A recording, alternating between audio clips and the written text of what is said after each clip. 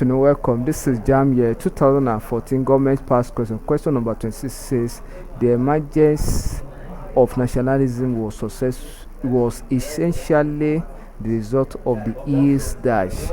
The emergence of nationalism was essentially the result of ease that is the coming of nationalism or nationalist movement was as a result of bad dash bad dash a independency, b slavery, c colonialism, d imperialism. Was a result of colonialism.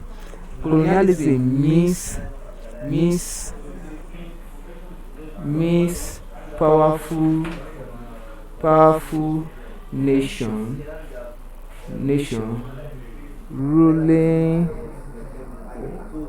over the less powerful nations.